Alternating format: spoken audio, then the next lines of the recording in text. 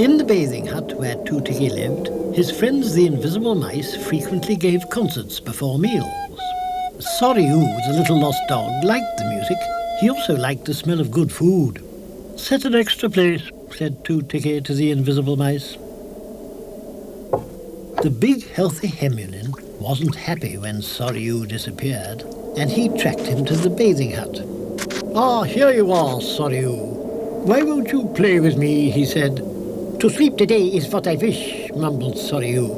"Supper is served," shouted Tootie, and Sorry-oo closed the window on the Hemulin.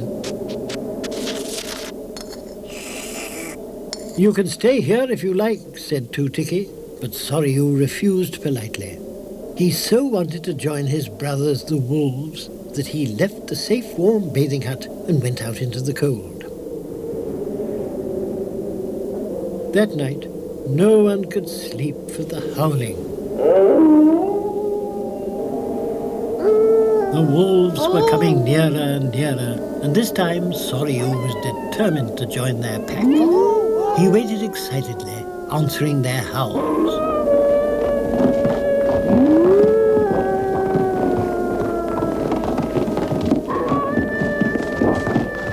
At last, his dream of friendship with his wild brothers was coming true. Then, through the snow, he saw them.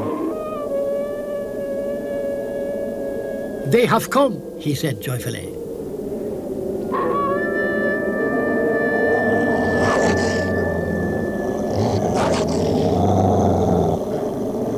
But when the wolves were close enough for Sorry-oo to see them clearly, he knew he'd made a mistake. They weren't his brothers at all. He couldn't have any fun with them, and he started to howl with fear.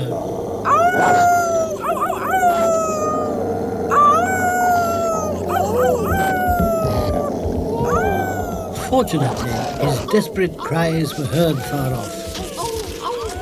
"It sounds like Sorry-oo in trouble," thought the Hemulin, and set off at once to the rescue, carrying a flaming torch.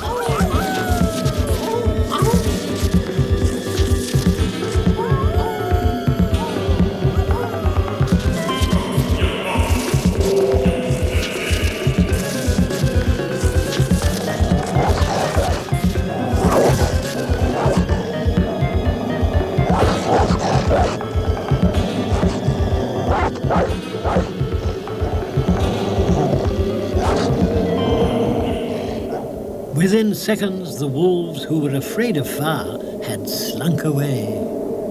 Never before in his life had Sorry-oo been so relieved or pleased to see anyone, as he leapt about the Hemulin, wagging his tail like a true doggy friend. "Sorry-oo, Sorry-oo, good old boy. Have you been waiting long for me?" asked the Hemulin, who had a very forgiving heart. Then they both went on their way together. It seemed much the best thing they could do. Sorry-oo gave up his dream of his wild free brothers and settled down for a more down-to-earth friendship instead.